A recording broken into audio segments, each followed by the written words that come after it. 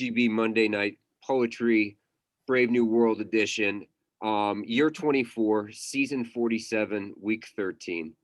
So, one of the excellent things about Jason Schneiderman joining KGB, besides the fact that he is so smart, and I could tell you some stories, um, which sounds kind of insane. Like, yeah, then he has, two martinis and goes in the back and lifts a car with his brain. But one of the excellent things about Jason joining is that his poetry black book doesn't have the same names in it as mine or John's. Put bluntly, he knows different poets who are good. It's impossible to know everyone who's good. Shakespeare's London, when he gets there, has probably 180,000 people. Williamsburg, Brooklyn has almost that many people. And there are 300 million plus other Americans, and none of us have to buy a cello or pass a bar exam before we can write a poem. But that lack of obstacles does not stop people from putting in work. And there are hundreds of people that have put in the work so that they can wake up every day having put themselves in a position where they might write a great poem, which is a wonderful sort of thing to think about. You become freshly aware of that when you read a poet that's really good that you've never read before. It is hard to cook an egg or write a rose in a new way, and Adam and Eve present a similar situation as resonant figures. In Jessica Jacobs' poem, Sleepwalkers in the Garden, she comes into this killer final move. She writes, "Paradise is every moment we've ever left, all the small, unnoticed gardens we can never enter again." To find an idea so fresh, so large, in a garden where the apple's been cored and the tree tapped, in the sense of poets having left some footprints, amazed me. The ending of that poem was like pulling a huge sheet of ice off a lawn and holding it up. I found it fitting that the line would come to her and not someone visiting the subject in a kind of Richard Brodigan-ish, what am I going to write today way? Because of the nature of the attention that her work pays elsewhere to the details of Hebrew scriptures, meditating upon them through a contemporary perspective. In reading poems of Jessica's like How to Pray and Prayers from a Dark Room, the poem is challenged to be a space and occasion for coming into a deeper wisdom, which is to say it's also a risk for coming into a deeper confusion. One can feel oneself at the mercy of words and the turns one has made, which maybe is its own kind of wisdom. But the important element is risk. There are many ways to risk something in poems. It's a risk to inhabit a form which results in a less predictable poem when the subject is stridulation. I appreciate that. I like the speed that Jessica's lines move in her poem Sex Suddenly Everywhere, a poem that confirms the energetic promise of its title. I also admire the way, elsewhere in her work, she can slide into other perspectives, writing poems from the voice of Georgia O'Keeffe. We poets need to make sure we can still do this, be the wild card in the pack of humanity, the card that can become any other card. Jessica Jacobs is the author of Take Me With You Wherever You're Going from Four-Way, recently named one of Library Journal's best poetry books of the year, winner of the Devil's Kitchen Reading Series Award. I'm just reacting to Jason. I'm like a giant infant. He just cheers and I cheer. I've lost my place. Her debut collection, Pelvis with Distance, won the New Mexico Book Award in Poetry. I was happy to see that her bio was this long, and that she's been doing it for a while, and because she's very, very good. And I was worried that she was also going to be very young, and my ageism is very important to me, and so we're happy to have her here, Jessica Jacobs. Thank you. That was really amazing. Even though I will, it was so incredible. I will accept being called not young. So thank you, Matthew and Jason, for having me and my beloved wife, Nickole, here. And thank you all so much for being here tonight. So I'm going to be reading all new poems from the series that Matthew started talking about, in which I am delving into the book of Genesis and a ton of surrounding scholarship, rabbinic writing, and modern thinking about it, and just seeing how it can shed some light on our very difficult time. And this first poem is a little different than most of them. This one's actually for you, Jason. So this is for you. I hope you like it. And it was odd for a Torah related poem, inspired by visits to the beaches at Provincetown.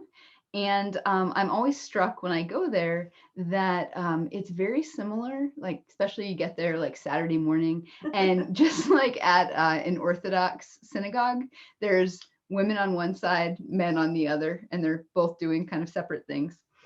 Our dogs are very excited about something. And also there was a practice among the Israelites that if you wanted to make an oath, if two men were making an oath, euphemistically, you would put your hand beneath the other person's thigh, i.e. cup their genitals, to make an oath. So quoting from Genesis, "And Abraham said to his servant, 'Put your hand, pray, under my thigh, that I might make you swear by the Lord.'" Saturday services at the Provincetown shore. Just off the parking lot, the lesbians come prepared. Our section, a series of small encampments, fortified with tents, coolers, canvas chairs. The occasional baby under a pop-up sunshade. A sunscreen slathered dealer shuffles cards on a sturdy folding table. Along a grassy ridge, the rigging of beached boats chime their masts, marking the passing hours. But down along mechitza of pebbled sand, the masters of minimalism. The men with little more than flip-flops and hand towels. Oceanfront anthropologists, trespasser between tribes. I run past. Note how the sculpted V's of their backs arrow to an outcropping of asses polished as tumbled stones. At the shoreline, a man flips into a handstand, penis flapping like a windsock in low breeze. Inverted Michelangelo, until his scan for admirers unkilters him into the surf. A seagull skims out, wings slow clapping the water. Behind me, the land of women gripping beer koozies, fanning themselves with hands of Texas Hold'em. I'll return, I am required. All my stuff is still there. And yes, men can make a bit much of their manhood. Family jewels, third leg, second brain. But the trappings of comfort can obscure unornamented need. And for just this barefoot mile, I envy their economy, the premium they place on desire. 2 by 2 men enter the dunes.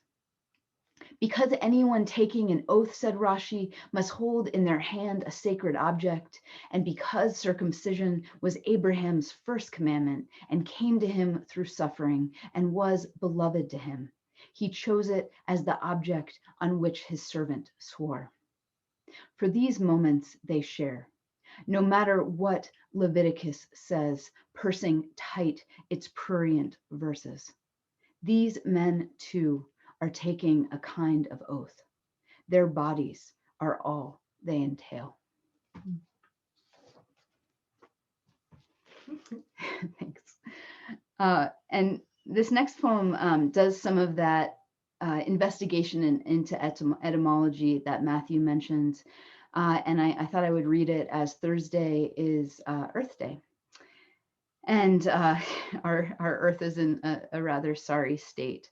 And one of the interesting things about biblical Hebrew is that it was a very vocabulary poor language, which means that a lot of the words have to wear a lot of hats. They do a lot of different things. And there's the word teva. And teva is normally translated as ark, as in go build yourself an ark. But it also means container or box. And most importantly for this poem, it means word. Collective nouns. When Noah was still just a man and not yet sailor and savior, the Lord said, "Make yourself a word, for I have decided to silence all flesh." scraping muscle from a hide. His wife crouched nearby, listening. Without argument or question, without a single signal of warning to neighbors or friends, her husband, that little wind-up toy, God's docile errand boy, complied. He built the word to spec, big enough to hold two of every creature, but too small for her mother, too small for her brother, no matter how she begged. From planks of gopher wood smeared with pitch, Noah built the word and God shut them up in it. Water crushed down from the sky, fountained from the seas, dissolving living dust and breath to reefs of hushed mud. And he, a silent man, in a wooden word, drifting the silenced world. With an otter placid as a stole across his shoulders, instead of talking, he lived in his hands, picking nits, troughing food and water, always more water, tending to every walking, creeping, winged thing, to all beings but her. Never lying beside her, never tasting the taste of sleep, his tongue withered to a husk. With the dark hold mobbed with chitter, roar, and screech without refrain, and from outside the ceaseless babble of wood and rain, she was drowning in languages she couldn't speak. And he never offered her a word of comfort. When the rains finally ended, Noah bound a rope to the rafters. Before the raven, before the doves, he lowered himself from the word's one window. A splash, and he leashed the rope to his ankle, leaned back and let his hands fall empty, let the flood embrace him. Grime sloughed from him into the waves until the only animal he smelled was himself. Noah bobbed there, a beaming boy, tethered to the word in which the future floated, where his wife, unseen, the new Eve, humanity's unnamed mother, looked out from the window and watched him give himself to the killing waters, looked past him, trying not to think of the death and rot that brothed him. Is a man good, she wondered, who can construct a word large enough for only a chosen few? And now, regardless of any covenant that once rainbowed the sky, before the world is again silenced, the water and weather already rising, what noun collective, what peaceful fleet lashed by syntax and springlines into a sentence of survival, what new words can we build to save us all?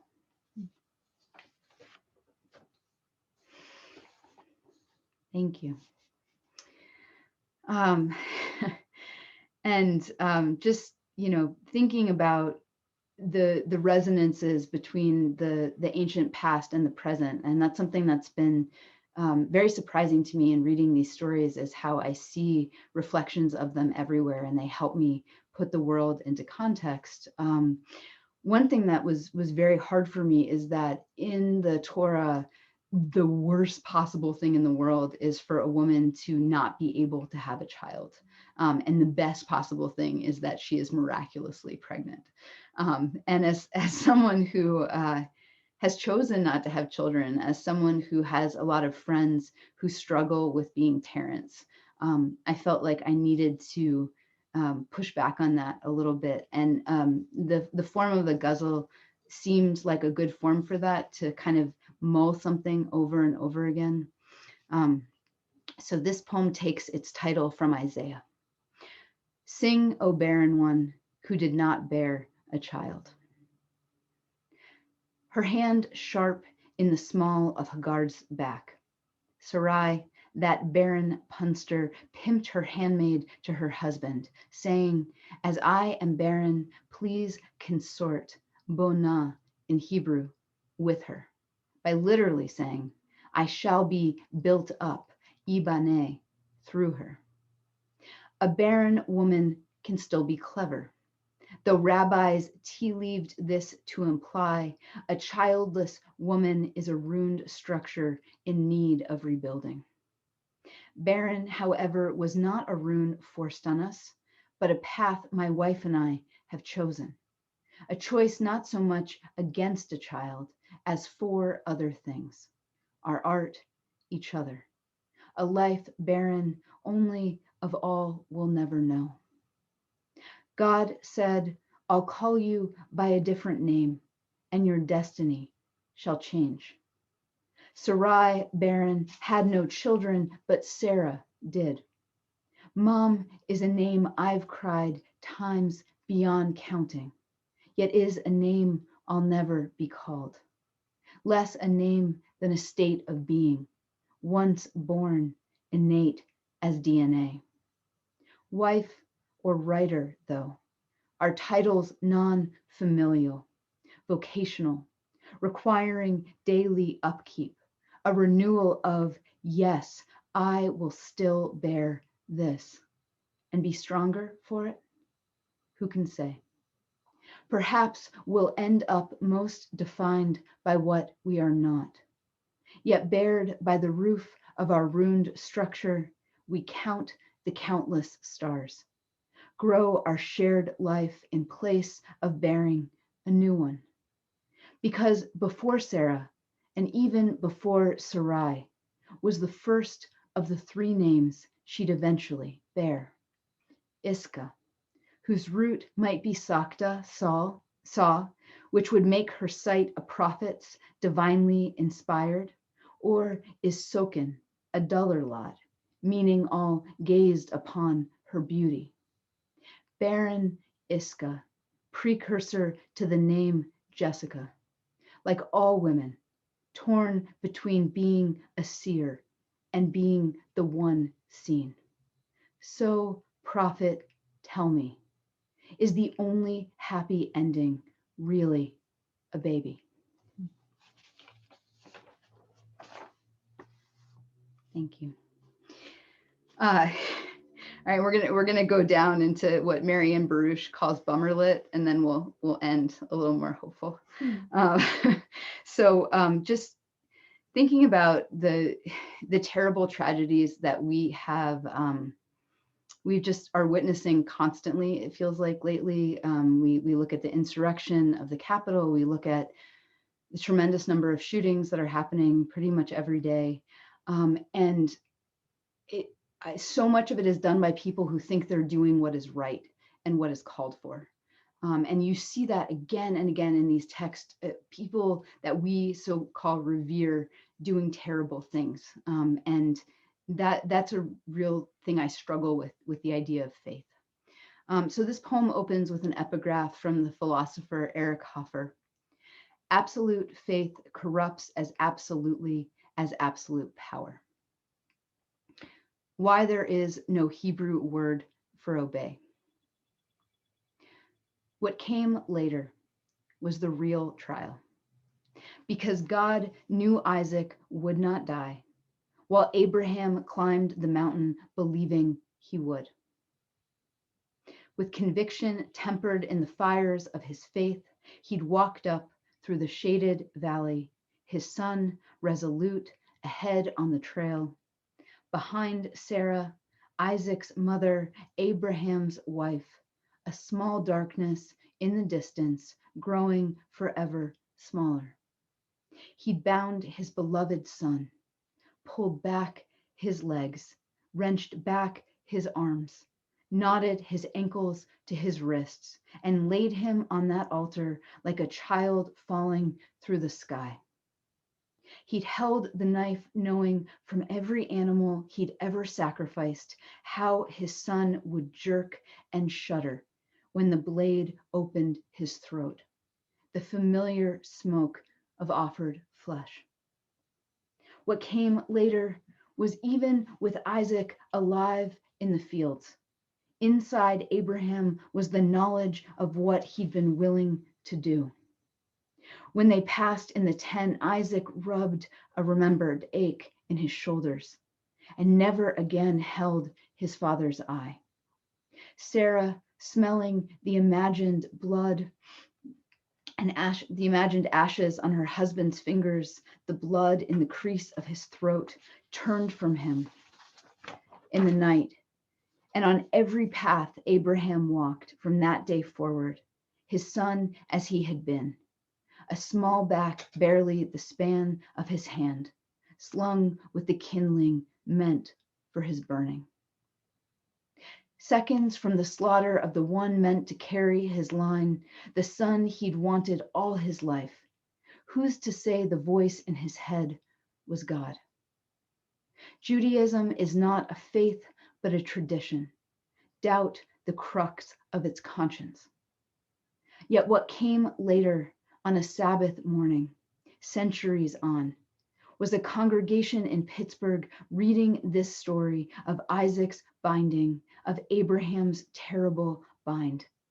When a man burning with unquestioning belief entered with a gun and, with no better angel to stay his hand, opened fire, believing the death of Jews would keep our country safe, believing this massacre, elderly congregants bleeding out on the floor, was God's work. Who would call such actions holy? And how many more times will each of us come down from a mountain, conviction knocking like a knife in our belt loop, stained with all we would have done? My daily gods are minor ones, of pride, of lust, of impatience and ease. Yet how many have I harmed on the way to what I thought was right, or with hindsight, on the way to what I wanted? Obey, obey, obey is everywhere in translation. The real word is Shema, listen. Let us turn from certainty and arm ourselves instead with questions. Okay, so this poem seems like a bummer, but it ends with hope, I promise. And it's called Mazel Tov, so like, how could that not be hopeful? So, Mazel Tov, circular breather, he whines without ceasing, his tail thumping the wall beside the bed, to call me up and out to the yard instead. In moonlight, the hydrangea's white blossoms are a zodiac of branch-bound constellations.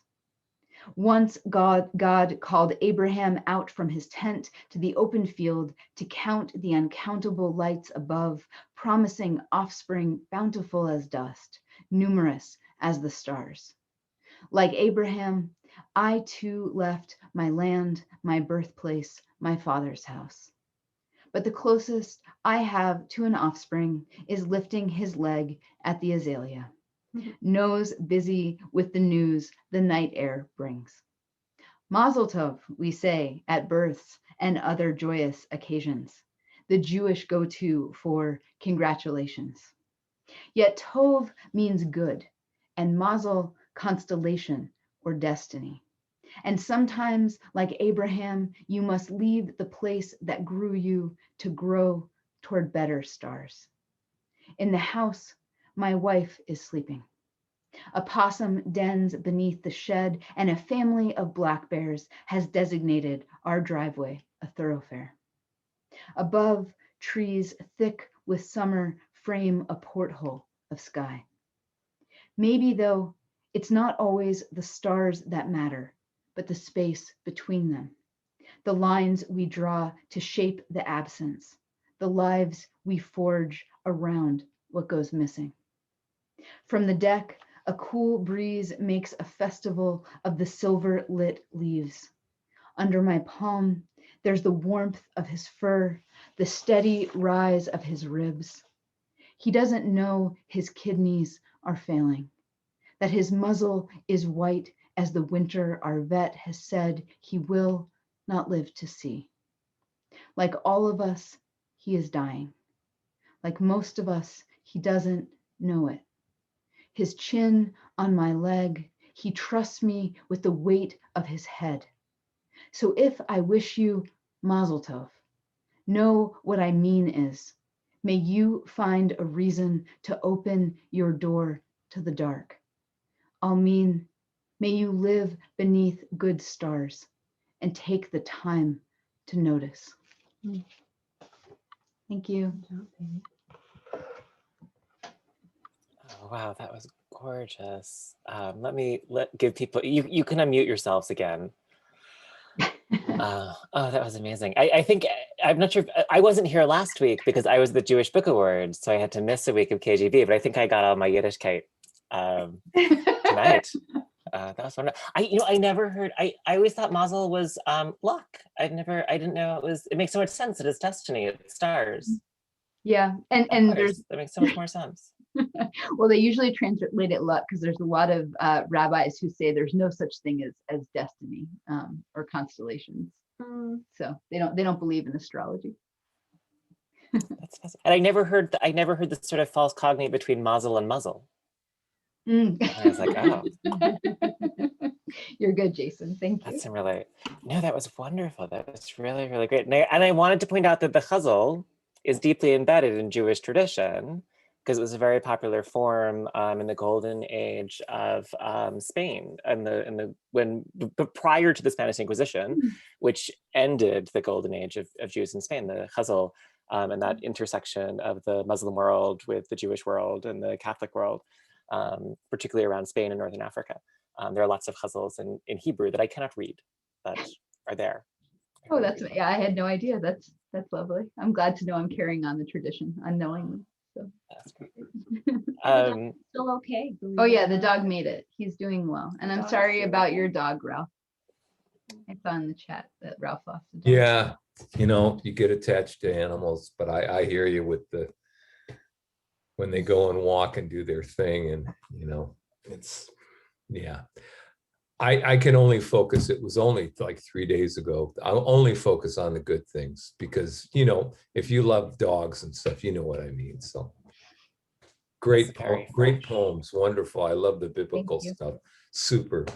Thank you. You ought to put a thing where we can, buy your work or something. Okay. Oh. Okay, we'll put that in the chat. I was remiss. Yeah. So yeah, I'm working to finish this manuscript she's right reading now. new stuff. So yeah. Can't wait for this book. Is Borwe going to do the book? Is it going to be with that? That's the plan, and they're very patient that I've already blown one deadline, and I'm trying to make another one. So that might be because it's poetry. What's a deadline? Right. Yeah. Sticking those endings though. I mean, every one of them. I mean, sticking those landings. It was so. Everyone, wouldn't everybody give a thumbs up or a nod? I mean, it is and especially for a longer poem, there's more pressure to end it well. And, because there's more investment and, way to really just nail them. Thank you. Fantastic. Thank you. Do people need a break? Does anyone need like a minute to? Yeah, I'll take. Run out. Yeah, if you need, we'll take a few minutes. I'll do some housekeeping stuff. So as you know, we're not in the actual KGB bar. We are in a weird virtual space. Oh, sorry, I'm messing up my little spiel here. And so since we are not at the actual KGB bar, which for over 25 years has been a kind of cultural fixture in the New York landscape, particularly for literature, if you could see it in your hearts and wallets, I'll be there to donate something to them to keep them afloat, that would be really amazing. So this website, Fundly, and I'll put the link in the chat, is really the easiest way to make a donation. You can donate anything you want. There are levels, you do get rewards.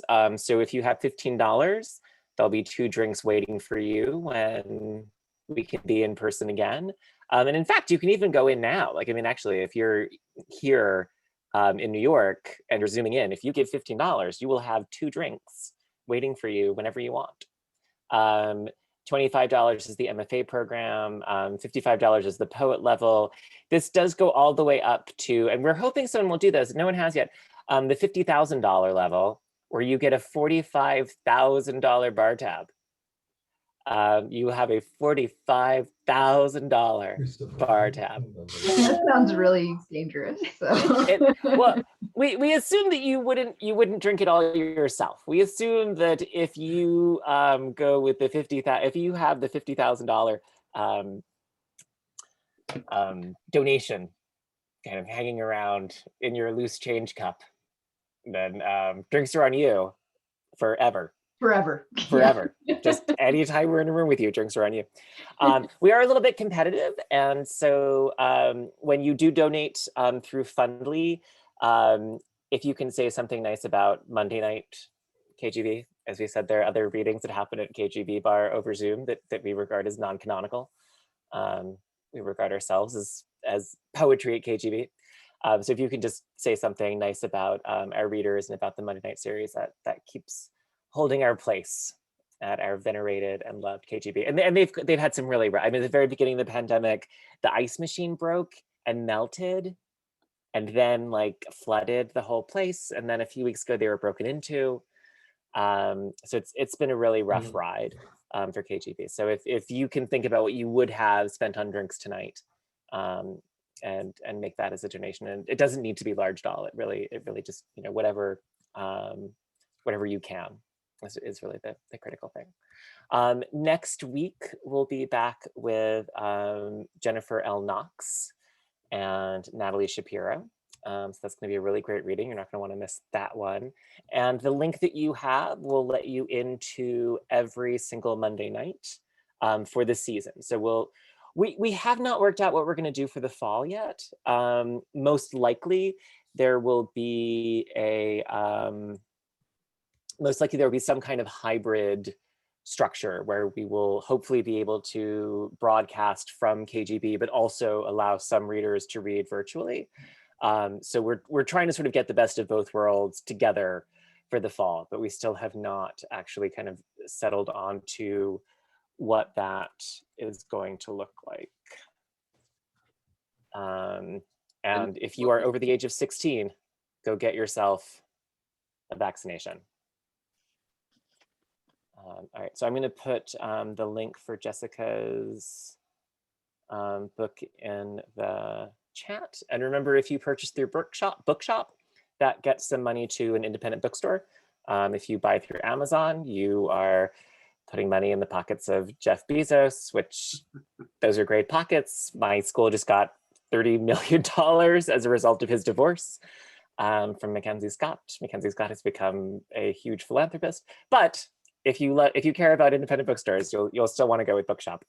And Nickole, is there a particular book you want me to put up for you? Donkey Elegies. Probably the Donkey Elegies is the most recent. And with our books, if you want, and there are links to this, you can actually buy from our local bookstore, Malaprops, if you wanted a signed and or personalized copy. They've been super kind and giving us like book drop-offs, and we sign books and give them back. And yeah, so I love Malaprops. Oh, they're amazing. Such a good bookshop. Yeah. This is Asheville, North Carolina. Yep. Chelsea, are you here? Have you ever been to that bookstore? We have. Oh yeah, definitely. I saw Bell Hooks read there once when I was an undergrad. Oh wow. Yeah. Hi everyone. Bye. Hi Chelsea. Jada, John, am I forgetting anything? Matt, am I forgetting anything?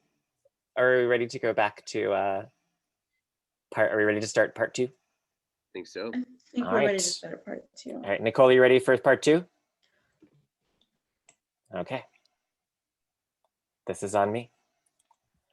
So if you go to PhD school, one of the first things that you learn is that common sense is the enemy. Boys have penises and girls have vaginas. Have I got some Judith Butler for you? Poor people are poor because they're irresponsible. Let me introduce you to my friend Karl Marx. You think you know why you do the things you do?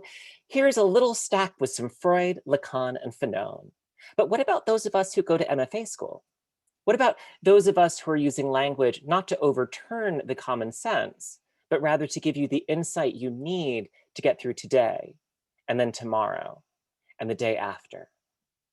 When I was thinking about how Nickole Brown's work gets us through today, and then tomorrow, and then the day after, the word that kept coming back to my mind was horse sense. Not street sense, not book sense, not common sense, but horse sense. That ability to intuit what is true while keeping an instinctive sense of the natural world. When Nickole writes, "Speak, beast, speak," there is no condescension toward the animal, but rather a sense of respect and inclusion, an admiration for the inborn knowledge that we see clearly in animals and that Nickole recognizes in the human animals that we are. I think that this is also what gives Nickole a unique ability to confront and celebrate at the same time. To see not a line between what repels and what attracts, what we love and what we hate, but a permeable membrane, the kind of edge that separates two faces of the coin while holding it together. Horse sense. It's a rare gift, and it's the gift Nickole gives to us in every poem. Nickole Brown received her MFA from the Vermont College, studied literature at Oxford University, and was the editorial assistant for the late Hunter S. Thompson. She worked at Sarabande Books for 10 years. Her first collection, Sister, a novel and poems, was published in 2007 by Red Hen Press. A new edition was issued by Sibling Rivalry Press in 2018. Lots of publications that you should definitely check out. And she is currently the editor of the Marie Alexander Poetry Series and teaches periodically at a number of places, including the Swanee School of Letters MFA program, the Great Smokies Writing Program at UNCA, and the Hinman Settlement School. She lives with her wife, poet Jessica Jacobs, and you know how awesome she is, in Asheville, North Carolina, where she volunteers at 3 different animal sanctuaries. I cut for time all the lengthy publications and prizes, I'm sorry. Please welcome Nickole Brown. Thank you, darling. That was so sweet. And I love horses. And one of the things that so I've been working with animals for about 5 or 6 years now, writing about them, studying them, being in their presence whenever I can. And there is a horse sanctuary here in Asheville that I make my way to sometimes. And I'm astounded by how you cannot lie to a horse. They read you as if you were just absolutely transparent. They know what your body is saying. And yeah, so I've been writing about these animals, writing for these animals, writing with these animals, trying to just listen to what they might have to say to me. That means I've been doing a whole lot of poop scooping. That means I've been doing a whole lot of just sitting on a bale of hay in the barn. That means that I have my binoculars and I'm doing something that I never ever did before. And that is I'm going outside. And I know that sounds crazy, but I was born in Kentucky. And growing up, I was taught that the woods were a place where a girl went to get raped. And I was taught that animals were dirty. And this turn for me has really changed my life in so many ways, not just what I do, but how I think and how I also feel about my own body. So that said, what I want to do is start with some of the more recent publication. This is a little chapbook called The Donkey Elegies.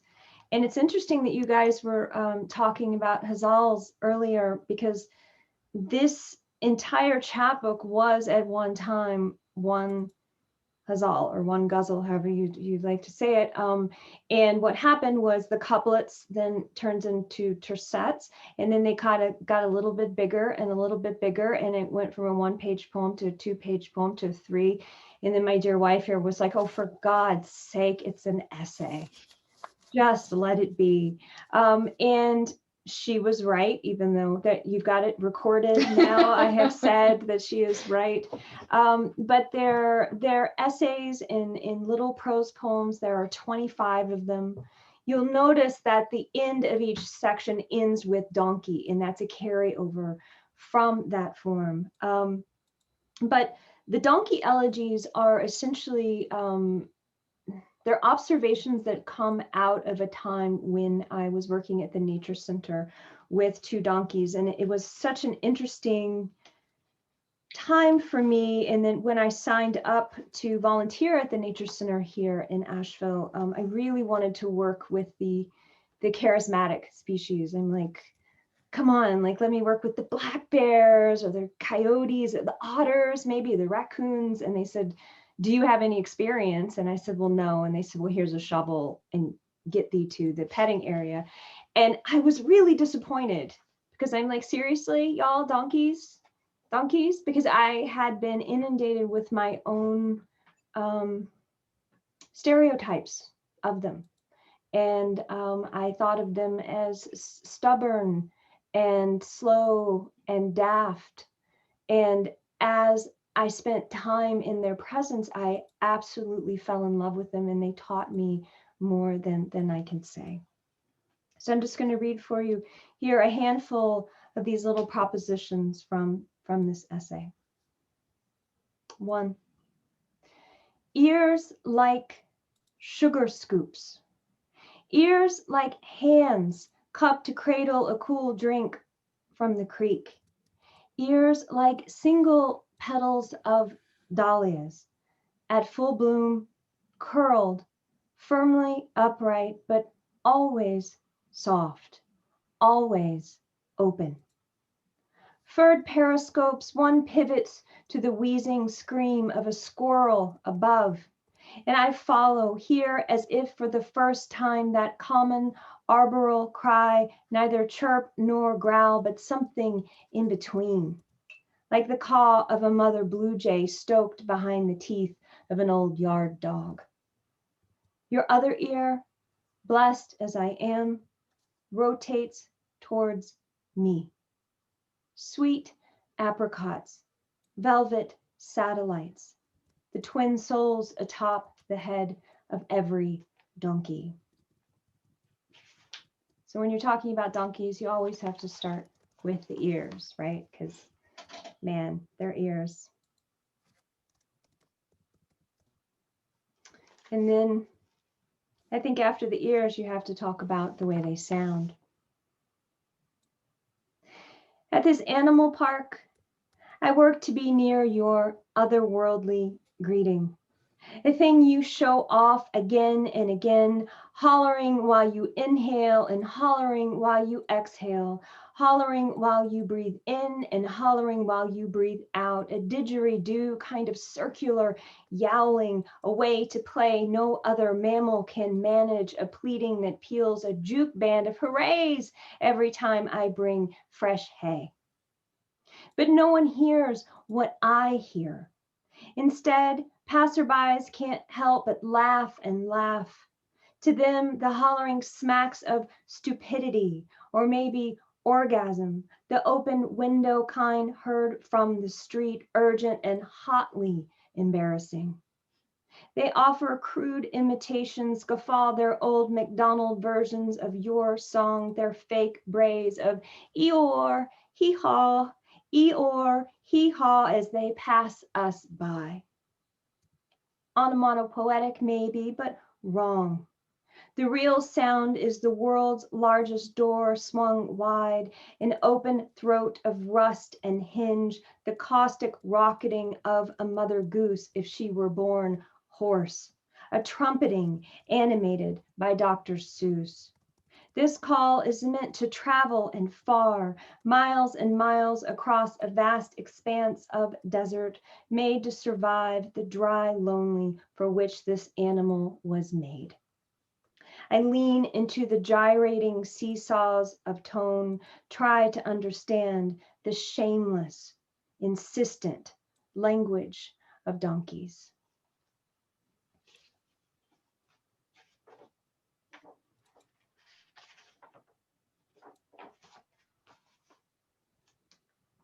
And now let's talk about their fur, because once you get up and pet them, it's a wonderful thing.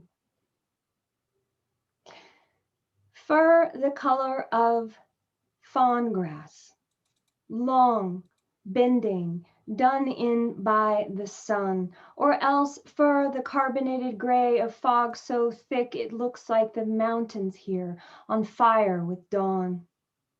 Down your neck and from shoulder to shoulder, 2 dark lines make an X, marks the spot, and some call those ridges eel stripes, and others say the capital F Father himself drew that crucifix across your back. But I'm not fooled into thinking your liquid blinking in Maybelline lashes make a gentle beast. Like my mama and hers before, donkeys do not scare, but stand their ground, do not take off running as those gorgeous high-class horses do. In danger, a herd will face inward to huddle around its foals, tightening a circle of go ahead and try me, daring any predator near their fatal chorus line of kicking legs. Yes, any farmer knows you're more savage guardian than any dog, and I recognize you as one of my own. Fierce matriarch, you'll stomp a hawk near your flock of hens, chase a bear away from your bleeding sheep, smash the white brains from a coyote who tries its teeth on a weaker donkey. So I'm going to move a little deeper into the chapbook here. In the Kentucky that made me, long before I was born, coal was the darkness torn from the dark, and donkeys the color of cavefish and moonlight hauled the ore cars, a history told by a few black and white photos and those few men not yet dead from black lung. It meant nothing to me. Not the black coal or the white donkeys, not the worked to the bone workers, nor the glow of their tractable brutes. Those donkeys ghosted deep underground so long they would emerge decades later completely blind. Angry and young, I was ready to kill off any part of me that smacked of those hillbilly roots. And in a basement reeking of cat piss and strawberry wine, we did our best to blow apart speakers with heavy metal cranked loud. We let a blindfold do its work before spinning ourselves round and round, swinging a bat until one of us hit what we were aiming for with a satisfactory thud, thrilled to hear all those plastic wrapped candies hit the concrete floor. Little did we know we were acting out our own trashy sort of morality play. What was really spilling from the split side of that white piñata, from that cheap paper mache donkey.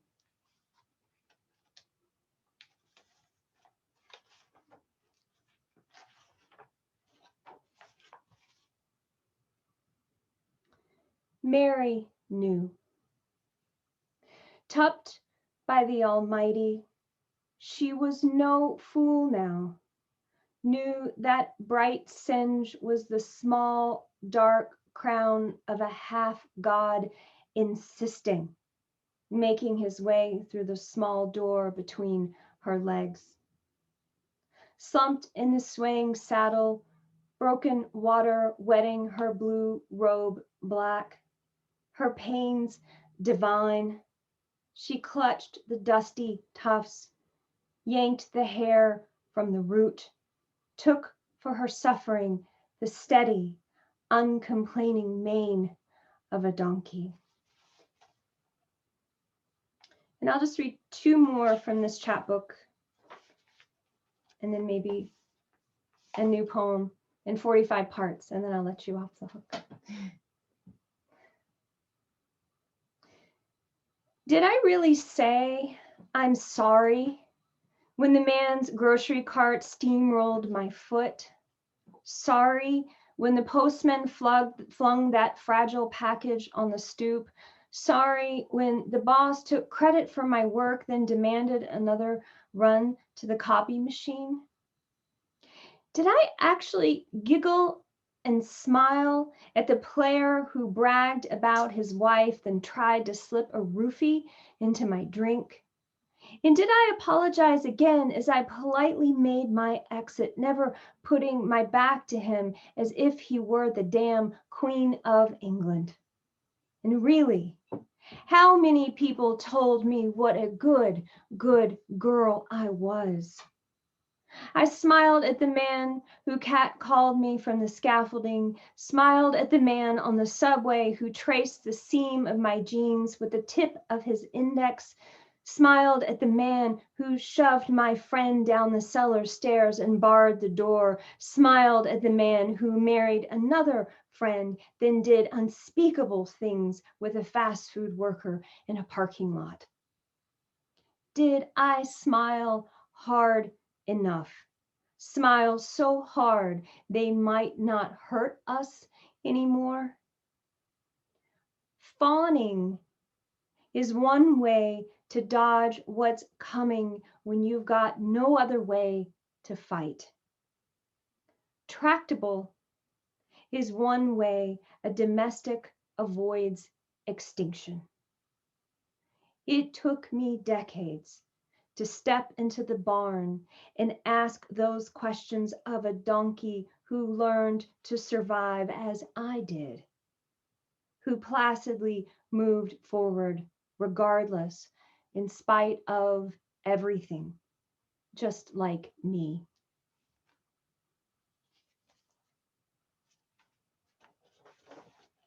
And I'll read just one more from this one.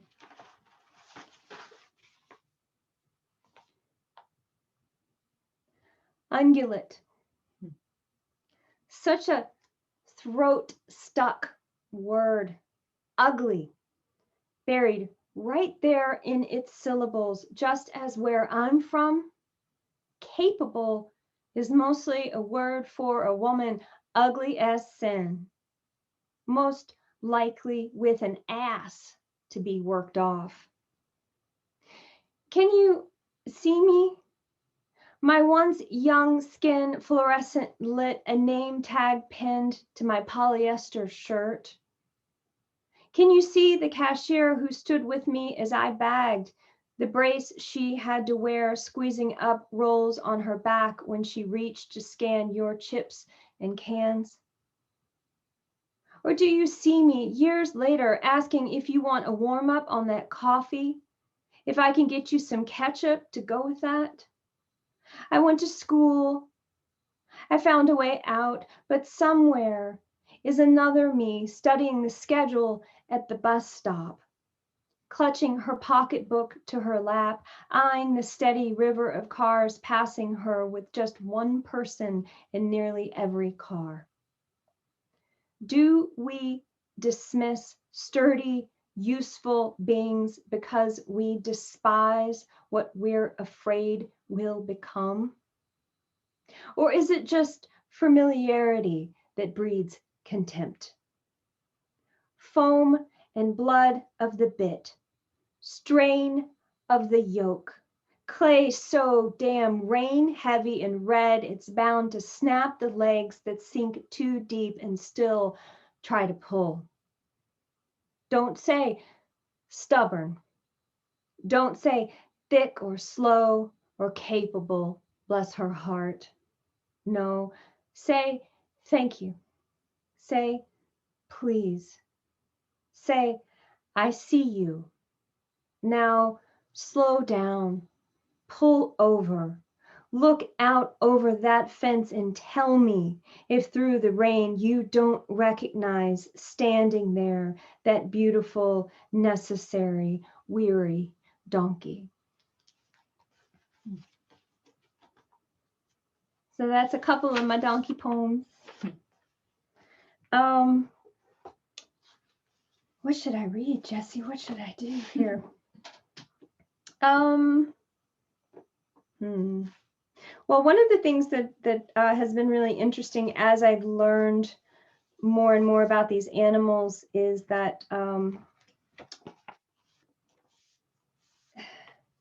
not comparing them to me, but seeing my own non-human animal body in the bodies of other living things. And that said, I think I'll just read two more. They're both self-portraits, but they're self-portraits as critters that I learned to love. And I would say that they're both animals that I didn't love to begin with. I always loved that to love something is to know it, and to hold something in a loving gaze is just to observe it and watch it. One of the creatures I learned to love in my research is the snail. And this is my self-portrait as land snail. The land snail of P-Town, maybe. All right, self-portrait as land snail. Don't get me wrong. I'm a modest girl.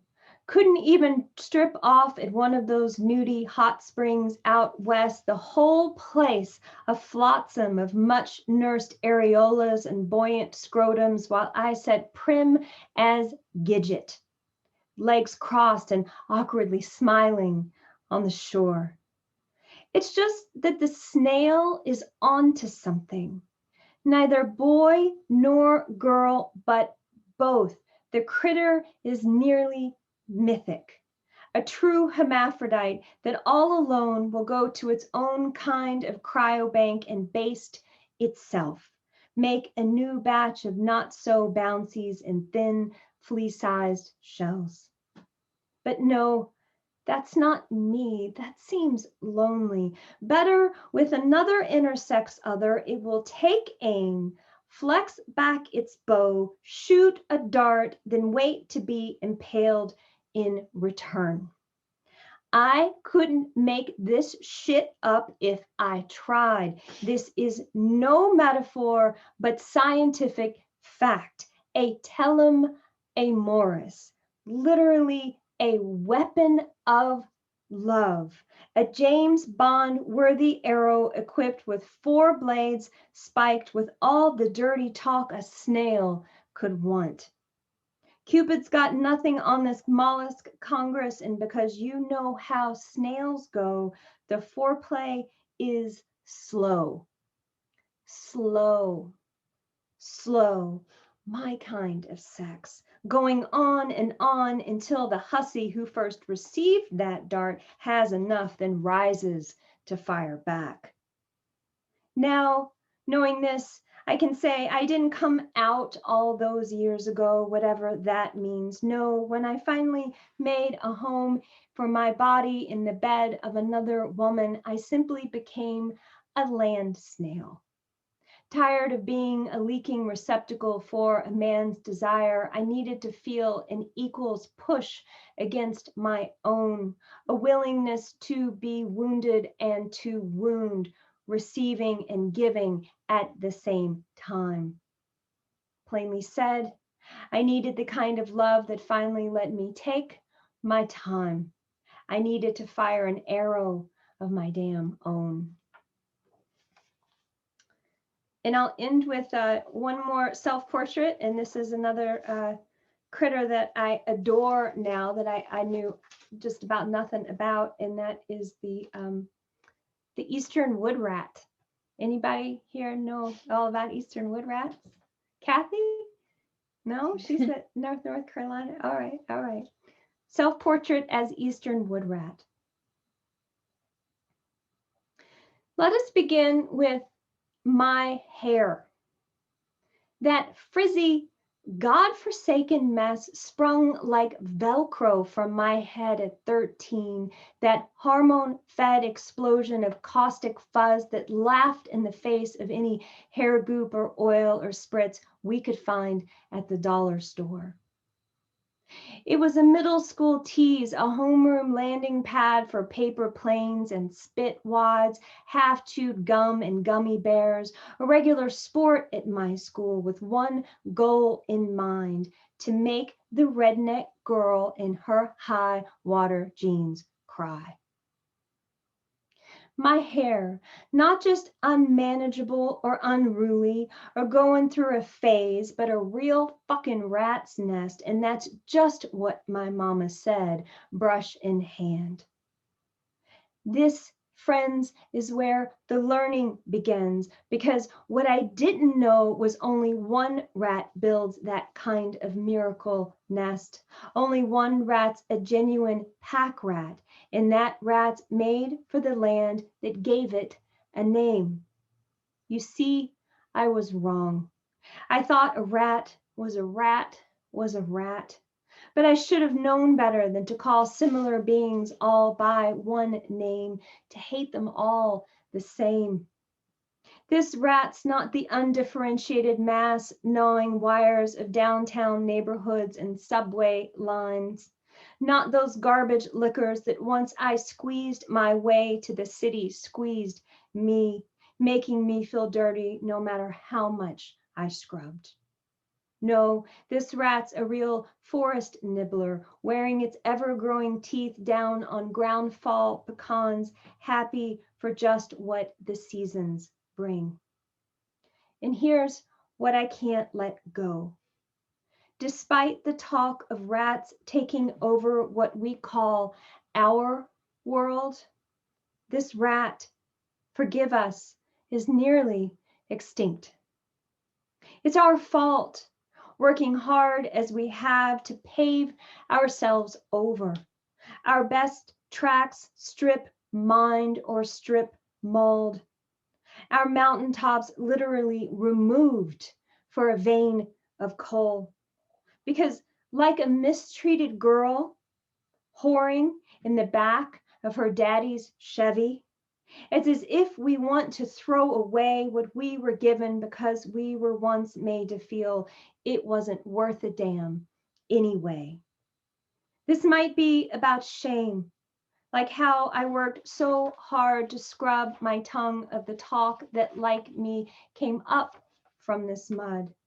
Or how when I told Mama what happened at school, she put down the brush, quit her fussin', said, baby, their pea green with envy is all, don't you give a rat's ass. What I mean to say is I grew up and figured how to shellac my hair into something nearly presentable, to trick it into looking like something it's not. But still, when I look in the mirror, it's that little girl from Kentucky staring back. No, what I mean is there's this kind of rat who works on a single nest all its life and lives in that one place till it dies, just as I can't seem to quit and leave this place behind. No, that's not quite right. Let me say this plain.